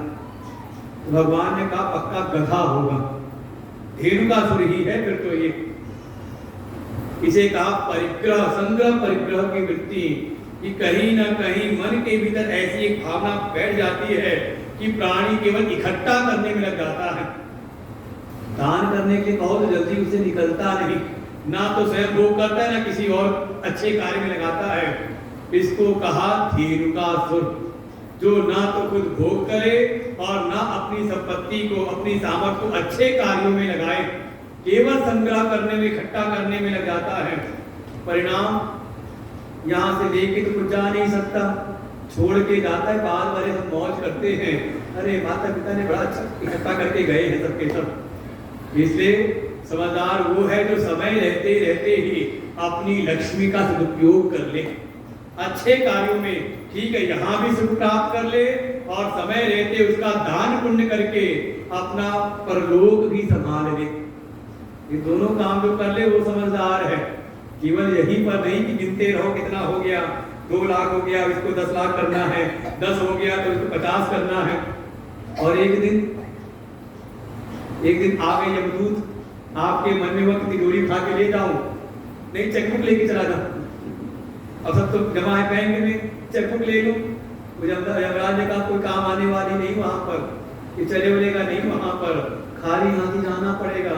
इसे समय रहते ही अच्छे कार्यों में, और इतना सुंदर आश्रम, आपको कहीं ज्यादा भटकने की आवश्यकता भी नहीं, कितना अच्छा कार्य, भगवान की नित्य सेवा, ऐसा आश्रम के जो अंदर आता है कहीं ना कहीं मन को एक आनंद मिलता कि नहीं मिलता है। तस्वीरों में आश्रम ऐसा, इसका सुंदर वातावरण है, और उसमें भी छोटे छोटे बट्टुक हो, तो ये चिंता मत करना कि इनका खर्चा कहाँ से पूरा होगा।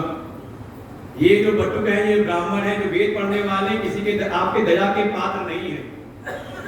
दया के पात्र आप हो इनके, कि अगर आपकी थोड़ी भी सेवा इनके चरणों में लग जाए, समझे, जो हमारे शास्त्रों जो ब्राह्मणों का जो सम्मान है, ब्राह्मणों की जो महिमा है, वो उनकी नहीं जो दुकान खोल करके बैठे हुए थे, किनकी कहा जो वेद का पाठ करते, वेद पाठो भवेद विप्रः, ऐसे जो वेद पाठ करने वाले हैं, शास्त्रों का अध्ययन करने वाले हैं, तीनों काल संध्या करने वाले हैं।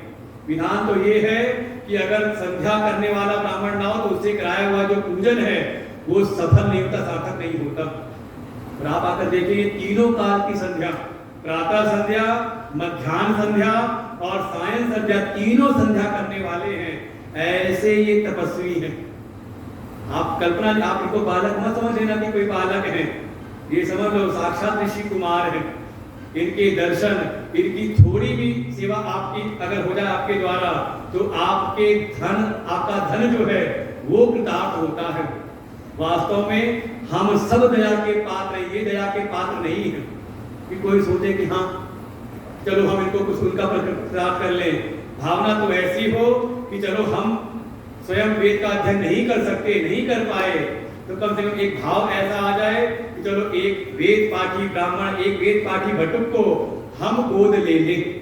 जैसे हम अपने बालक का ध्यान रखते हैं, एक बालक का ध्यान हम रखें, उनके वस्त्र का, देखो कल हमारे डॉक्टर साहब ने और अवधेश जी ने दिया, चलो इनके लिए वस्त्र की व्यवस्था, ये भाव ले आए। अच्छा है कि हमारी कोई सेवा इनके कार्यों में, इस श्रेष्ठ कार्य में लग जाए। ये तो धीरे धीरे हमारे समाज से वैदिक गुरुकुल जो लुप्त होते जा रहे हैं और मदरसों की बाढ़ लगती जा रही है। वहां का हर एक, उनके यहाँ का हर एक आदमी, चाहे वो मजदूरी भी क्यों ना करता हो, वो अपना हिस्सा नियम से निकालता है। सबसे गिरी हालत हो गई हमारे सनातन धर्म हिंदू वालों की, दशांश निकालने में भी हमारे हिम्मत नहीं हो पाते। वास्तव में जो अपनी कमाई का सारा हिस्सा स्वयं भोग करता है वो पाप खाता है। आप ये मतलब हमने चोरी नहीं की, हमने किसी के डाका नहीं डाला। अगर आप अपनी कमाई के सारे को अगर अपने पर खर्च कर रहे हो, अपने भोग में लगा रहे हो, तो उसमें भी आपको पाप लगता है।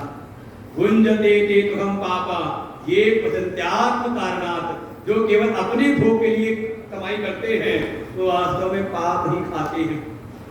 हमारे धर्म शास्त्रों का विधान है, हमारी कमाई का जो 10वां हिस्सा है 10%, मतलब 100 रुपए है तो 100 का 10% कितना हुआ? 1 रुपया नहीं, 10 रुपया आपको धर्म के कार्य में लगाना चाहिए।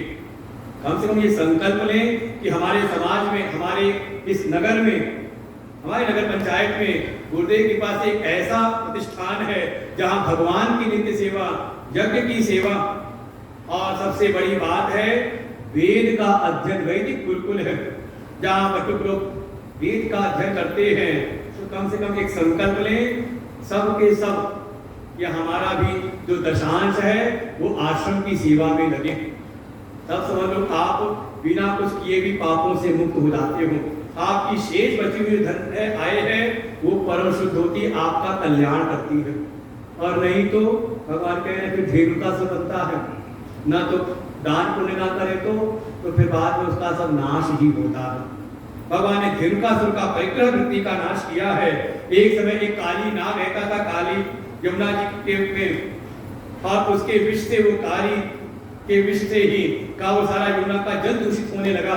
भगवान ने एक लीला की, एक दिन भगवान ने खेल खेला, श्री रामा ने गेंद फेंकी, भगवान के हाथ में डंडा था, जैसी गेंद आई जोर से मारा और गेंद गई बाउंड्री पार काली देह में।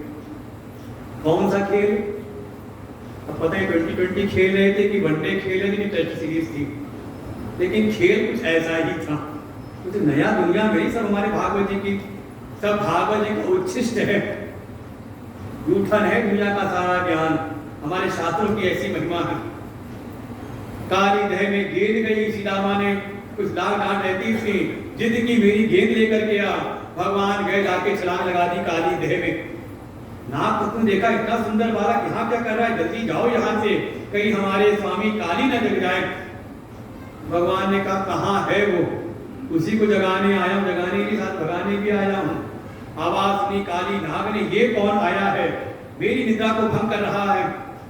तुरंत फन उठाया और जोर से फुफकार मारी, और वो विष की ऐसी फुफकार कि भगवान जो थोड़े सांवले से थे हो गए बिल्कुल काले। भगवान का युद्ध होता है, भगवान छलांग लगा के उसके हजारों जो फन हैं, फन पर चढ़ जाते हैं, जो फन उठाता है उसी पर प्रहार करते हैं और सारे फन लहूलुहान हुए। नागपत्नियों ने प्रार्थना की, भगवान नीचे उतरते हैं। नागपत्नियों ने स्तुति की है, तब काली नाग की भी कुछ बुद्धि जगी।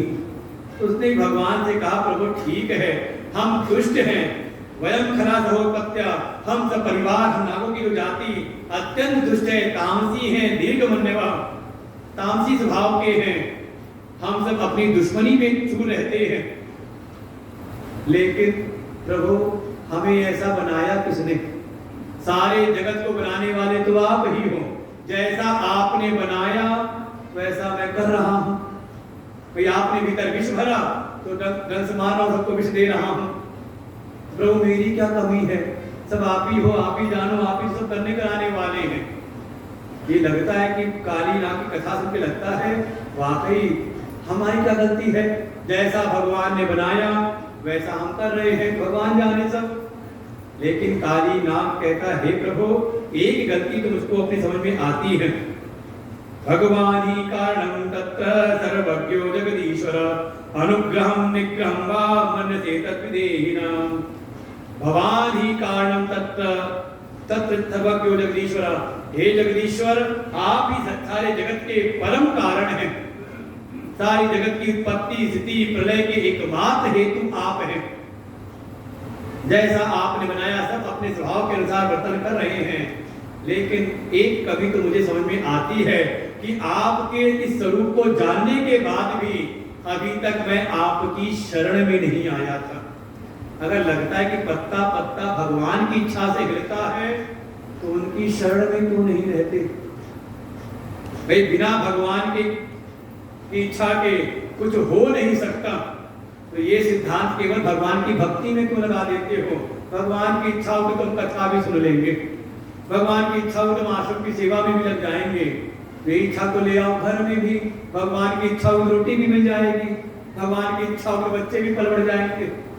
ये आधा अधूरा ज्ञान नहीं। अगर भगवान को ऐसा जाना है कि वही सब शक्तिमान है, वही सबके नियंता हैं, तो ऐसे प्रभु की शरण में जाओ। काली नाग ने कहा प्रभु मैं आपके शरणागत हूँ, अब आपकी मर्जी, आप चाहे मेरा निग्रह कर दो, मेरा नाश कर दो, चाहे अपना अनुग्रह करो। और भगवान काली का वध नहीं करते बल्कि उसको आशीर्वाद देते हैं, चले जाओ समुद्र के किनारे रमणक द्वीप में, वहीं जा करके रमण करो। काली नाग ने कहा प्रभु इसके पहले वही रहता था, लेकिन वहां पर आपके जो वाहन है ना गरुड़ जी, वो जब उनकी मौज आती तो आ जाते हैं, और जब मौज आती तो एक आध हमारे परिवार कुल परिवार के सदस्य को चट कर जाते हैं।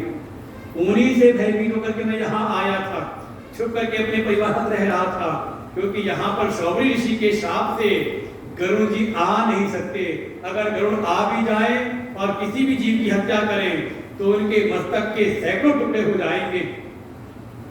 इसीलिए ये सुरक्षित स्थान लेकर के यहाँ रह रहा था। भगवान ने कहा कुछ भी हो, मेरी यमुना दूषित नहीं होनी चाहिए, जाओ जाके द्वीप में रहो, और अब बिल्कुल भयभीत होने की आवश्यकता नहीं।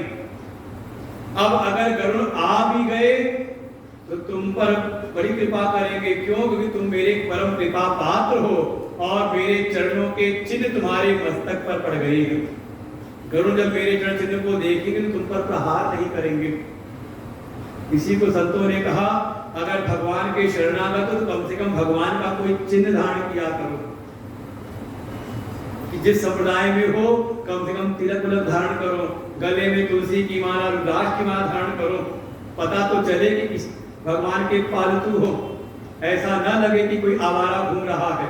और ऐसे जब आवारा कोई दिखते जिन पर कोई चिन्ह नहीं होता, न गले में माला न माथे पर तिलक, तो उनको ढूंढते हैं नगर पालिका नहीं, नगर पालिका वाले नहीं, उनको ढूंढते यमराज के यमदूत और अपने पास में बांध करके ले जाते हैं। लेकिन जैसे आकर के देखा गले में तुलसी की माला है, गले में रुद्राक्ष की माला है, माथे पर तिलक है, चंदन है, तो जान जाते हैं भगवान का है। और फिर उसको फिर हाथ नहीं डालते, उसको ले जाने के लिए भगवान के पार्षद आते हैं। तो अब ये मर्जी आपकी है कि आवारा में गिनती करानी है अपनी या भगवान के पालतू। हमने इशारा किया कि दो प्रकार के जीव जानवर होते हैं, एक आवारा होते हैं और एक गले पट्टे वाले होते हैं। जब नगर पालिका की गाड़ी आती शहरों में तो जो आवारा है उनको तो पकड़ के ले जाती है, और गले में पट्टा हो तो उस पर हाथ नहीं डालती कि इनका मालिक ना आ जाए। एक दैत्य आया लंबा से, भगवान ने उसका वध कराया बलदाऊ जी से। एक समय भगवान ने एक बांसुरी बनाई, बांसुरी वादन करते हैं धीरे धीरे।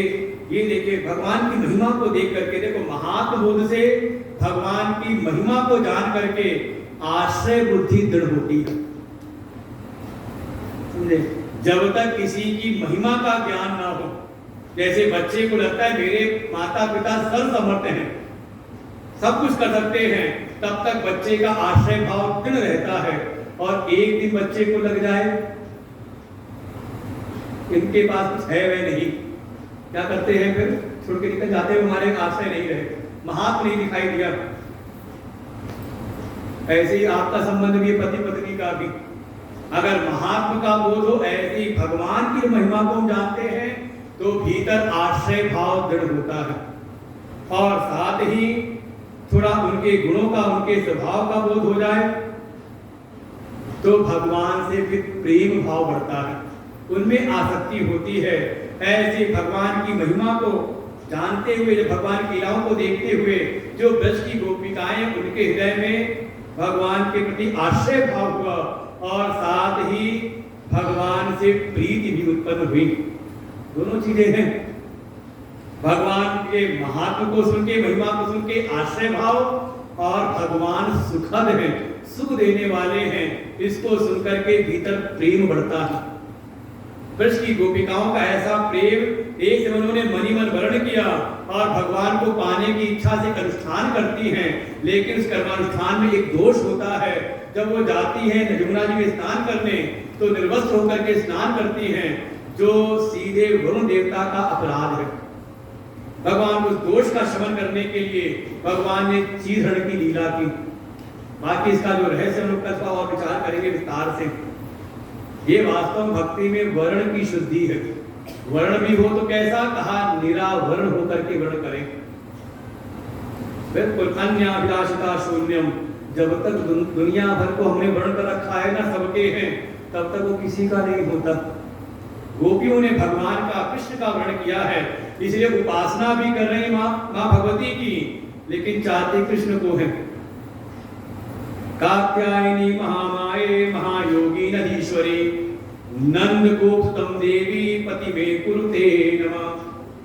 नमन कर रही, वंदन कर रही, स्तुति कर रही कात्यायनी माँ की, लेकिन वरदान क्या जाती है, नंद गोप सुतम देवी कुरु में पति में कुरु में नमः। वही मुझे हमें अपने स्वामी के रूप में प्राप्त हो। और ये भागवत जी का एक महामंत्र है, जिसकी घर में भी कन्या का विवाह ना हो रहा हो तो इस मंत्र का अनुष्ठान करवाना हमारे ब्राह्मणों से। ये जो नित्य संध्या वंदन करने वाले हमारे आचार्य हैं, ब्राह्मण हैं, ये अगर आपके निमित्त थोड़ा भी अगर जप कर दें तो तत्काल लाभ होता है। ये महिमा है ऐसे वेद पाठी संध्या वंदन करने वाले ब्राह्मणों के जप अनुष्ठान का। एक समय ब्राह्मण, बथुआ के ब्राह्मण हैं, उनकी पत्नियों पर भगवान ने कृपा की। एक समय भगवान लौट करके आ रहे हैं, पीड़ा करते हुए जैसे ही ब्रज में प्रवेश किया, देखा क्या यहाँ तो बड़ी तैयारी चल रही है, हलवाई लोग लगे हुए हैं, पकवान तैयार हो रहे। बाबा से पूछा कन्हई ने, बाबा क्या कोई उत्सव है? बाबा ने कहा पर्जन्यो भगवान इंद्रो मेघा तस्यात मूर्तय देवी वर्षन्ति भूतानां प्रीणनम जीवनम पय। बाबा ने कहा अरे कन्हई तुझे पता नहीं, ये हमारे पूरी पुरानी एक प्राचीन परंपरा चली आ रही है।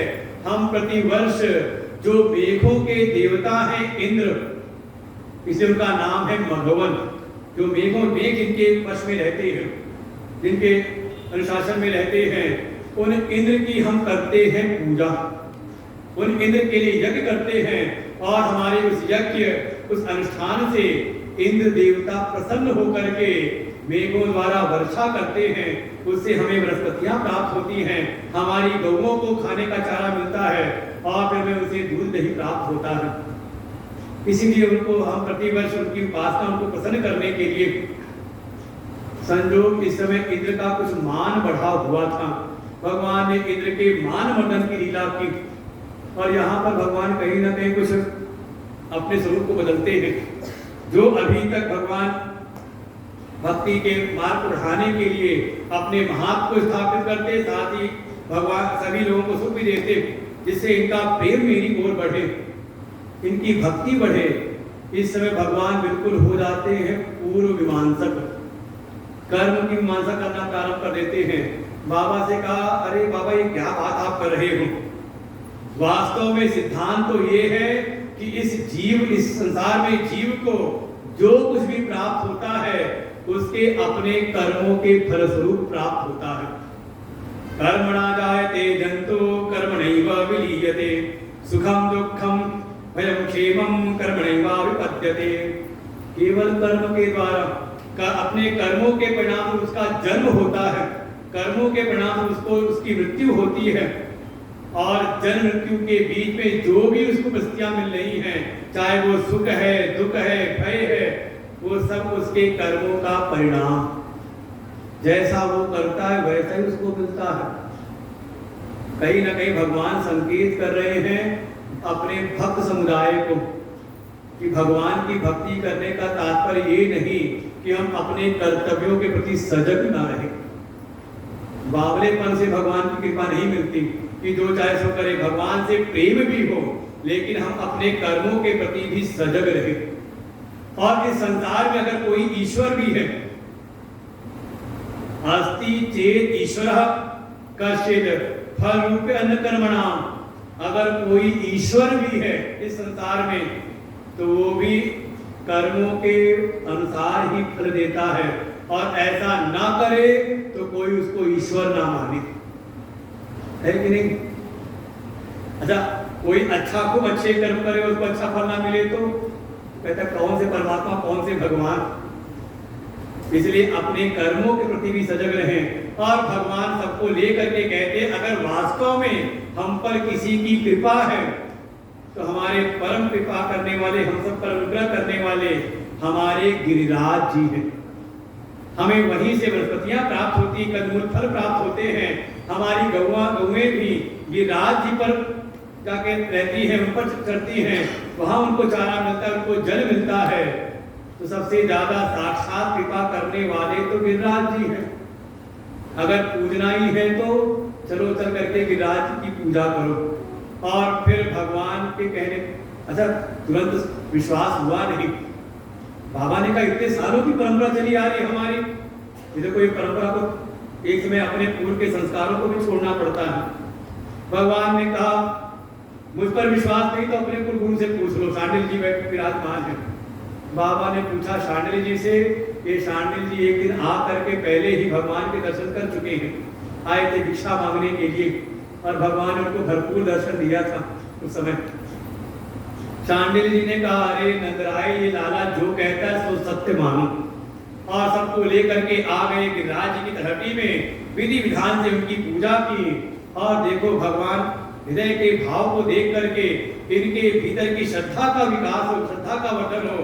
भगवान साक्षात गिरिराज जी से एकात्म करके तादात्म्य करके भगवान साक्षात प्रकट हो जाते हैं। बोले गिरिराज भगवान की। और जो जो वहां पर 56 प्रकार के भोग, पता नहीं क्या क्या गिनवा दिया था कल हमारे हेमंत जी ने, कुछ लाए भी खाली आते आए हो। और जो भी वो आप कुछ लाए हो ना लाए हो, गोवर्धन जी तो हमारे आ रहे हैं। कुछ यहाँ टेबल लगा देते, टेबल ले आओ बीच में आगे। बोले विराज भगवान की।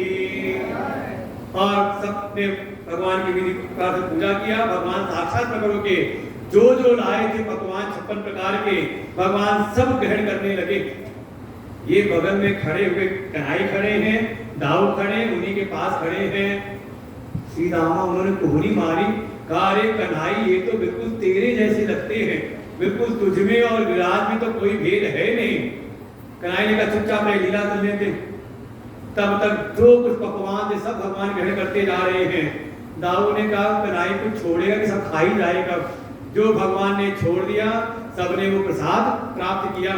भगवान ने विधान बना दिया, आज के बाद से जो गिरिराज जी के प्रति मेरा भाव करते हुए इनकी पूजा करेगा, इनको भेंट अर्पण करेगा, इनकी परिक्रमा करेगा, उसको साक्षात मेरा अनुग्रह, मेरी कृपा से उसकी समस्त मनोकामनाएं पूर्ण हो जाएंगी। और ये वास्तव में आज भी है। गए कि नहीं गोवर्धन जी? कितने हैं जो नहीं गए? गिरिराज जी ना गए हो, बाकी हाथ खाओगे नहीं। और कितने गए? भक्त गए हुए हैं। जितने झूठ बोल रहे उनकी तो कोई गति नहीं, उर्गति। गए कि नहीं गए? जो गए हो बार बार जाएं, और जो ना गए हैं तो एक बार जरूर जाएं। समझ लें आप, मेरा ये बिल्कुल पक्का ये विश्वास है। आप जाओ, जो मन में संकल्प हो, संकल्प लेकर के गिरिराज जी की परिक्रमा उठाओ और परिक्रमा करो। वापस आते आते आपको वो सुख भरी खबर ना मिल जाए तो बताना कुछ। बिल्कुल आज भी सारे जगत के बस ये कि नियम पूर्वक, अब जैसे जाकर के वहां गए झुंड में और बातचीत करते हुए, पिकनिक मनाते हुए, खाते पीते मनोरंजन करते हुए गए, उसकी महिमा नहीं। भगवान के मंत्र का जाप करते हुए, भगवान में अपने मन को लगाते हुए जो गिरिराज जी की शरण में जाते हैं, साक्षात गिरिराज जी के मन की समस्त मनोकामनाओं को पूरी करते हैं। आगे कथा हम लोग कल सुनते हैं। आज यहीं पर विश्राम लेते हैं। गिरिराज जी का पूजन और बाकी जैसा हमारे हेमंत जी आदेश करेंगे।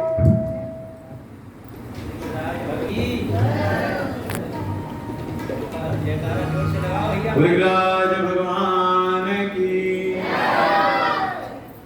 बोले गिरवरधारी भगवान की जयकारा जोर से लगाओ। आराम से प्रसादी मिलेगी। हमारे समिति की ओर से व्यवस्था है संपूर्ण। बोले गिरवरधारी भगवान की, बोले गिरिराज भगवान की। समिति के जो अध्यक्ष हैं हमारे अवधेश जी, डॉक्टर रेणु जी, समिति के हमारे सचिव हैं हनुमान जी, माता जी आ जाए, गिरिराज जी का पूजन करेंगे। उसके बाद सभी क्रमशः पूजन करेंगे जैसा बताते रहेंगे हमारे आचार्य जी। और कल हम सभी भक्त कथा के अंतर्गत भगवान का जो प्रथम विवाह हुआ है भगवती रुक्मणी के साथ, वे दिव्य झांकी का दर्शन लाभ प्राप्त करेंगे, प्रभु द्वारकाधीश बनेंगे और रुक्मणी मैया के विवाह तक की पावन कथा कल आप लोग श्रवण करेंगे। तो आप सभी भक्त समय से पधारे हैं। और देखिए शास्त्रों में कहा भी गया है कि पानी बाढ़े नाव में, घर में बाढ़े दाम, दोनों हाथ को लीजिए ये सज्जन कर काम है। धनात् धर्मा तथा सुखम, धन से ही धर्म होता है, तब सुख की अनुभूति हमको प्राप्त होती है। क्योंकि अब जो बात है बोलने जा रहे हैं, क्योंकि उसमें हमारी स्वयं अध्यक्षता जी ही हैं, कहते भी हैं यदि आप अपने धन से धर्म नहीं करेंगे, लक्ष्मी के सुख चाह रहे हैं, धर्म अग्नि न पचोर, जेठे के अपमान से तीन करे भरफोड़। अगर आप अपने धन से धर्म नहीं करेंगे, कुछ डॉक्टर साहब के यहाँ, कुछ वकील साहब के यहाँ, इधर तो फिर जाना ही जाना है। आए गिरिराज भगवान का अर्चन पूजन भजन करें आप लोग, और सुंदर एक भजन का भी आनंद लें। अच्छा ये बताइए गिरिराज जी के परिक्रमा कौन कौन लगाना चाहता है? सभी लोग अपने हाथों पर करें और तालियों की सेवा करते हुए चलेंगे। मैं तो गोवर्धन को जाने रे, नाय माने मेरो मनुआ, मैं तो गोवर्धन को जाने रे, नाय माने मेरो मनुआ, नाय माने मेरो मनुआ, सखीरी ना माने मेरो मनुआ, नाय माने मेरो मनुआ, सखीरी ना माने मेरो मनुआ, मैं तो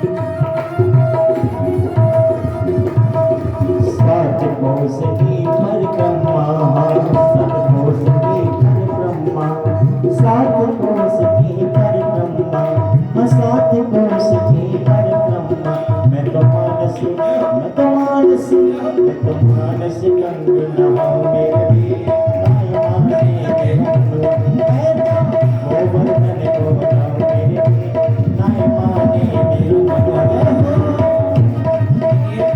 देखिए माताओं से आग्रह है कि जिस समय आरती होगी, क्योंकि हमारे भाई लोग भी हैं पूजन करना चाहते हैं, अभी पूजन कर लें, उनको करने दें। और हमारे गिरिराज भगवान को हमारे ठाकुर जी 7 दिन रात्रि तक कनिष्ठा अंगुली पर धारण किए रहे हैं, 7 कोष के हैं और जीवन में भी 7 दिन हैं, तो उनकी 7 परिक्रमा यहाँ पर आप लोग अवश्य लगाएंगे। हमारे भाई लोग भी पूजन कर लें, भजन का आनंद लें। जय हो हरि के।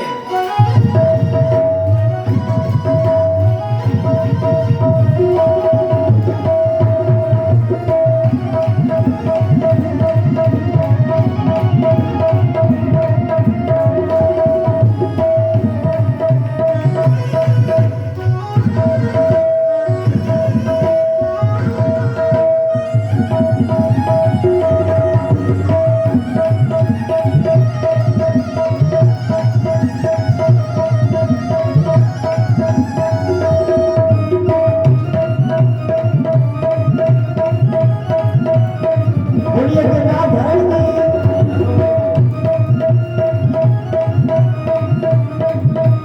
सात शेर की करुण कढ़ैया सात शेर की करुण कढ़ाई, सात शेर की करुण कढ़ैया सात शेर की करुण कढ़ैया, सात शेर की करुण कढ़ैया सात शेर की करुण कढ़ाई, सात शेर की करुण कढ़ैया सात शेर की करुण कढ़ैया। भगवान सिंह सुंदर ने उठ जीवाऊं मेरे वीर नाय माने मेरे मन, मैं तो गोवर्धन को बनाऊं मेरे वीर नाय माने मेरे मनवा। नाय माने मेरो मनवा सखी रे नाय माने मेरो मनवा नाय माने मेरो मनवा सखी रे नाय माने मेरो मनवा। ऐसे नहीं, सभी लोग अपने हाथों पकड़ेंगे, तालियों से करते हुए चलेंगे। ओ मैं तो गोवर्धन को जाऊं मेरे भी नाय माने मेरो मनवा मैं तो गोवर्धन को जाऊं मेरे भी नाय माने मेरो मनवा। खाली सेवा करते हुए भाव से जय हो।